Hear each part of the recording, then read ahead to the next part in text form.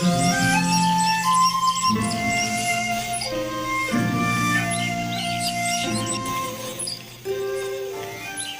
The lord. మన ప్రభువును మన రక్షకుడైన యేసుక్రీస్తు వారి శ్రేష్టమైన నామంలో మీ అందరికీ మా హృదయపూర్వక వందనములు. మీరందరూ ఎలా ఉన్నారండి? మరి దేవుని యొక్క కృపలో మీరందరూ కూడా వర్ధిల్లాలని, దేవుని యొక్క మేలులను మీరు పొందుకోవాలని మరి మీ నిమిత్తము మేము ప్రార్థిస్తున్నాం. మరి దేవుడి యొక్క వాగ్దానము అనుదినము మనల్ని బలపరుస్తుంది, ఆదరిస్తుంది, ధైర్యాన్ని ఇస్తుంది, ప్రోత్సహిస్తుంది. కాబట్టి ఆయన మాటలు విందాం, ఆత్మీయ జీవితాన్ని అనుదినము బలపరుచుకుందాం. ఈ రోజున దేవుడు ఒక చక్కని వాగ్దానాన్ని మనకు అనుగ్రహిస్తున్నాడు. ఆ యొక్క వాగ్దానాన్ని ధ్యానం చేసుకుందాం. కీర్తనల గ్రంథము 90వ కీర్తన 14వ వచనాన్ని చదువుకుందాం. ఉదయమున నీ కృపతో మమ్మును తృప్తిపరచుము, అప్పుడు మేము మా దినములన్నీయు ఉత్సహించి సంతోషించెదము. హల్లెలూయా. భక్తుడు ప్రార్థిస్తున్నాడండి. మరి ఈ యొక్క కీర్తనను రాసినటువంటి మోషే గారు చేస్తున్నటువంటి ప్రార్థన. మోషే భక్తుడు దేవుని యందు బలమైన కార్యాలు తాను జరిగించినట్లు మనం చూడవచ్చు. దేవుని యొక్క గొప్ప గొప్ప కార్యాలు మోషే ద్వారా దేవుడు జరిగించాడండి. మరి ఆ యొక్క భక్తుడు మాట్లాడుతున్నాడు, మా యొక్క దినములన్నీ మేము సంతోషిస్తామని. ఎప్పుడు సంతోషిస్తాము అంటే ఆయన ఉదయమున తన యొక్క కృప చేత మనల్ని నింపినప్పుడు. హల్లెలూయా. దేవుని యొక్క కృప మనకు తోడై ఉన్నప్పుడు మాత్రమే మనము సంతోషించగలం, మనము ఆనందించగలం. ఆయన యొక్క కృప ఉంటేనే మనం తృప్తి పడగలం. హల్లెలూయా. మరి దేవుని యొక్క కృప ఎవరి మీద ఉంటుంది? ఆయన కృప నిరంతరము ఉంటుంది. ఎవరి మీద అంటే ఆయనను నమ్మిన వారిపైన, ఆయనను ఆశ్రయించిన వారిపైన, ఆయనే ఆధారమని బ్రతుకుతున్న వారిపైన ఆయన యొక్క కృప అధికముగా ఉంటుంది. ఆయన యొక్క కృప తరతరములు ఉంటుంది. మరి నీ కృప నిరంతరం ఉండును అని అహరోనును దేవుడు దీవిస్తున్నాడు. నీ కృప నిరంతరము ఉండును గాక అని యాకోబు సంతతిని దేవుడు దీవిస్తున్నాడు.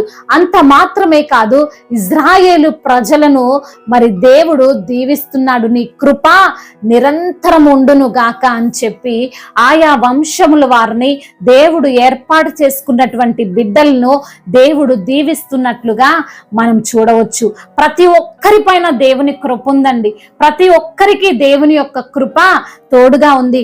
కృప అంటే పొందుకోవడానికి అర్హత లేదు, కాకపోయినా గాని దేవుని యొక్క కృప అర్హత లేని మనలను ప్రేమించడమే ఆయన కృప. ఆయన కృప శాశ్వతమైనది. ఆయన కృప నిరంతరం ఉండేది. అటువంటి కృప మనకు తోడుంటే మనము తృప్తి పరచబడతామని దేవాతి దేవుడు ఈ రోజున మనతో మాట్లాడుతున్నాడు. ఆయన కృప ద్వారానే మనం రక్షించబడ్డాం. ఆయన కృప వలన మాత్రమే మనం జీవిస్తున్నాం. ఆయన కృప లేనిది మనం జీవించలేము. మరి మనకు అన్నీ ఉన్నా దేవుని యొక్క కృప లేకపోతే మన జీవితమే వ్యర్థం. మరి హిజ్కియాకు దేవుని యొక్క కృప తోడుగా ఉంది. ఎందుకు అంటే, కృపతో నువ్వు నన్ను జ్ఞాపకం చేసుకో ప్రభా, నీ సన్నిధిలో చేసిన ప్రార్థన, నీ సన్నిధిలో నేను నిందారహితంగా జీవించినటువంటి జీవితాన్ని నువ్వు కృపతో జ్ఞాపకం చేసుకో ప్రభువా అని ప్రార్థన చేస్తే తాను వచ్చినటువంటి ఆ మరణకరమైనటువంటి పరిస్థితుల్లో దేవుడు తనకు విడుదలనిచ్చి తన యొక్క ఆయుష్ 15 సంవత్సరాలు పెంచాడు. హల్లెలూయా.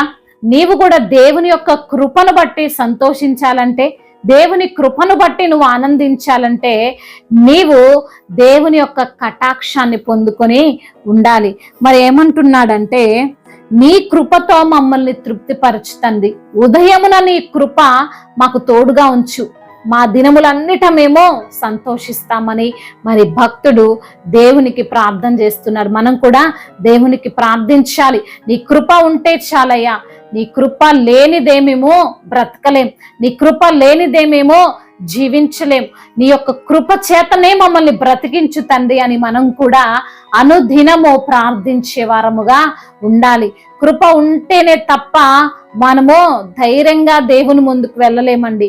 కృపా సత్యములను ఆయన మనకు ముందుగా పంపుచున్నాడు, మనకు తోడుగా పంపుచున్నాడు.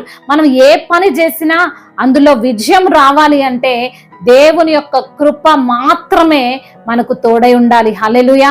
దేవుని యొక్క సన్నిధి లేకుండా, ఆయన కృప లేకుండా, ఆయన కనికరము లేకుండా మనము దీవించబడము, మనము ఆశీర్వదించబడము. దేవుని యొక్క కృప నిత్యము మనకు తోడై ఉండబట్టే మనం ఈ రోజున సజీవ లెక్కలో ఉన్నాం, మనం ఈ రోజున తృప్తిగా ఉండగలుగుతున్నాం. మరి భక్తుడు ఆ మాటనే ప్రార్థన చేస్తున్నాడండి. మనం కూడా ప్రార్థన చేసేవారంగా ఉండాలి.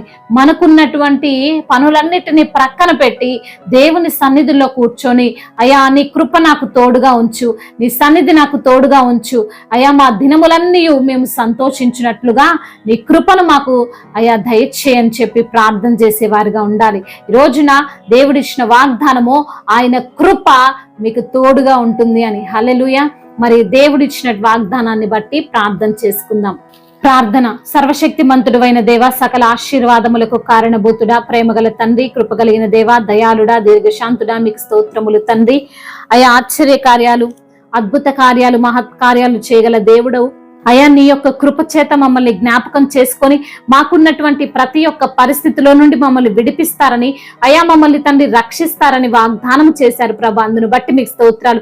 ఈ రోజున ఎందరైతే బిడ్డలు ఏ ఏ సమస్యలతో, ఇరుకులతో, ఇబ్బందులతో, శోధనలతో, అయా సమస్యలతో, ఇరుకులతో ఉన్నారో ప్రభా, వారందరికీ విడుదల దయచేయండి. మీ యొక్క కృప చేత వారిని జ్ఞాపకం చేసుకోండి. అయా హిజ్కియాకి తోడైన దేవుడవు, అయా నీ కృప చేత జ్ఞాపకం చేసుకొని ఆయుష్ను పొడిగించిన దేవుడవు తండ్రి.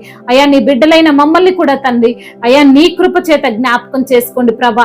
ఉన్న అనారోగ్య సమస్యలు, ఆర్థిక సమస్యలు, ఇరుకులు, ఇబ్బందులు అన్నిటి నుంచి కూడా తండ్రి నీ యొక్క కృపను అయా తోడుగా ఉంచి జ్ఞాపకం చేసుకొని ప్రభా అయా మమ్మల్ని లేవనెత్తండి. అయా మా దినములన్నిట్లో మేము సంతోషించినట్లుగా కృప చూపించమని తండ్రి మీరే తండ్రి అయా ప్రతి బిడ్డకు గర్భఫలము లేని ప్రతి బిడ్డకు గర్భఫలాన్ని దయచేయమని, అయా మీరే తండ్రి బిడ్డల యొక్క కన్నీటిని తుడిచి నాట్యముగా మార్చమని, మీ యొక్క కృప, మీ యొక్క కనికరము ప్రతి బిడ్డ పైన కుమ్మరించమని, మెండైన దీవెనలు ప్రతి ఒక్కరికి మీరు దయచేయమని బ్రతిమిలాడుకుంటూ తండ్రి ఇంతవరకు చేసిన ప్రార్థన అంతటిని మీ పాద సన్నిధిన చేర్చుకోమని మానాథుడు, సర్వశక్తిమంతుడు, సజీవుడైన యేసుక్రీస్తు వారి బలమైన నామంలో ఈ ప్రార్థనను అడిగి వేడుకొని పొందుకొని ఉన్నాము మా ప్రియ పరలోకపు తండ్రి. ఆమేన్. ఈ వాక్యము మీకు ఆశీర్వాదకరముగా ఉండినట్లయితే అనేకులకు కూడా ఈ వాక్యాన్ని పంపి మీరు కూడా దేవుని యొక్క రాజ్య సువార్తలో పాలిభాగస్తులు కావాలని దేవుని పేరిట మనవి చేసుకుంటున్నాను. May God bless you all. దేవుడు మిమ్మల్ని దీవించి బలపరిచి స్థిరపరచునుగాక.